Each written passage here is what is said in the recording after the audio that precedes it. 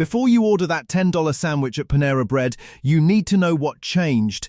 This was once a US healthy fast food option. People trusted it. Parents trusted it. But today, sales are down $400 million. 2 people are dead after drinking one of their products. Franchise owners are filing for bankruptcy. And the fresh bread promise that built the brand? Quietly replaced. What you're paying for today is not what you think you're getting, because once you see what changed inside Panera Bread, you may never look at that menu the same way again. Panera didn't start as a corporate giant. In 1987, it was a small bakery called St. Louis Bread Company. Its entire identity was built around one thing: fresh sourdough bread made daily. Dough facilities prepared real, unprocessed dough and shipped it fresh to stores. Employees baked it on site. The smell of bread filled the cafes. Customers felt like they were eating something better than fast food. Over time, Panera marketed itself as clean. No artificial ingredients. No strange chemicals. Premium pricing, yes, but people paid it because they believed they were getting premium quality. It became one of the first major fast casual success stories in America. By the 2010s, Panera had more than 2,000 locations and over $5 billion in annual revenue. It wasn't just food, it was trust, and that trust justified every dollar customers willingly spent. In 2017, everything shifted. Panera Bread was acquired by JAB Holding Company for $7.5 billion. That number sounds impressive, but it marked a turning point. The founder stepped away, private equity stepped in. And when investment firms buy companies, their goal is simple: increase margins, grow faster, cut costs, improve returns. Suddenly, Panera was no longer just a bakery brand with a mission, it was a financial asset. Investors began focusing on efficiency and revenue expansion. On paper, that sounds smart, but when you build your brand on freshness and artisan quality, cutting costs can quietly destroy your competitive advantage.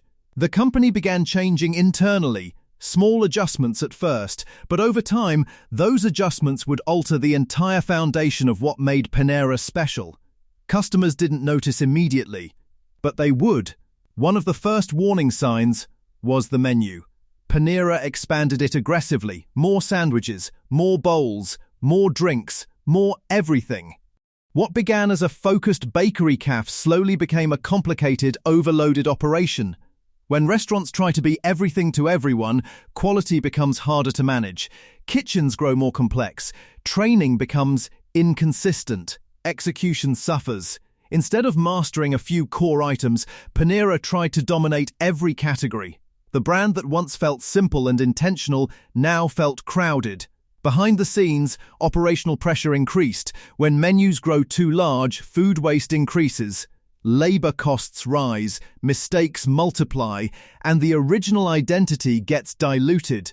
Customers may not see the spreadsheets, but they feel the inconsistency. The experience becomes less special, and that was just the beginning of the deeper problems that would follow. In 2022, Panera introduced charged lemonade. It was marketed as a clean energy drink made from natural ingredients.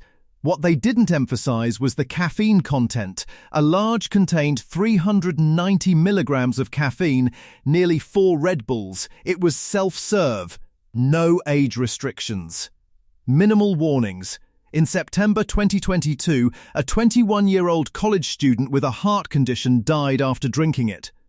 In October 2023, a Florida man reportedly died after consuming multiple servings. Lawsuits followed, alleging negligence and deceptive marketing. By 2024, the product was pulled from stores. But the damage was done. For a brand built on trust and health perception, this was devastating. Customers began asking a simple question: if Panera didn't clearly communicate something this serious, what else are they not telling us? Then came the quiet change that many customers still don't fully realize. In 2025, Panera announced it would close all remaining fresh dough facilities. Instead of producing fresh dough daily, they shifted to par-baked frozen dough shipped to stores and finished in ovens. Technically, bread is still baked in store, But it is no longer made fresh from scratch. This decision cut costs and simplified logistics, but it also removed the very promise Panera built its brand on: fresh baked daily. Yet prices didn't drop. A sandwich still costs $9 or more. So now customers are paying premium prices for bread that begins frozen. When a brand abandons its core advantage but keeps the premium pricing, trust erodes quickly. And customers eventually notice. Customers also began noticing something else. Portions felt smaller. Salads appeared heavier on iceberg lettuce and lighter on premium greens. Sandwiches seemed thinner on protein. Mac and cheese arrived in packaging that didn't feel freshly prepared. These are subtle changes, but repeated experiences matter. In online reviews, customers began describing the food as overpriced and inconsistent. When restaurants reduce quality but maintain pricing, it creates frustration. And frustration spreads fast in the age of social media. For years, Panera justified higher prices because it felt healthier and fresher than competitors. But once quality perceptions decline, that justification disappears. Consumers start comparing value, and when value doesn't match price, loyalty disappears quickly. Behind the scenes, franchise operators were also struggling. A typical Panera location generates around $2–3 million in annual revenue.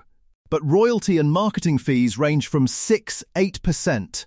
Mandatory remodels can cost over $400,000 per store. Add labor, rent and food costs, and margins become extremely tight.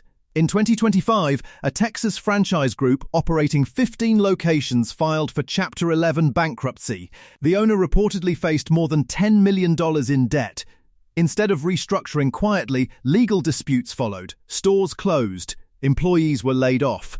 When franchisees, the people investing millions into a brand, begin collapsing, it signals deeper structural stress. If operators can't survive under current economics, long-term stability becomes uncertain. By early 2025, financial results confirmed the shift. Panera's revenue reportedly fell from $6.5 billion in 2023 to $6.1 billion in 2024, a $400 million decline. Foot traffic had been shrinking for years. In the fast casual category, Panera fell behind competitors like Chipotle and Panda Express. Falling from the top position to third place matters more than most people realize. Sales declines can sometimes be temporary. But losing category leadership often isn't. The market was delivering its verdict. In response, leadership unveiled a multi-year transformation plan called Panera Rise. The company promised menu refreshes, value deals, improved staffing, and expansion targets. They projected $7 billion in future sales. But many critics argue the core issue wasn't addressed. Frozen bread remained, pricing remained high, portion concerns continued. Subscription programs like the Ultimate Sip Club reportedly declined after changes were introduced. Recovery plans can sound impressive in investor presentations. So before you place your next order, ask yourself this: are you still getting what you think you're paying for?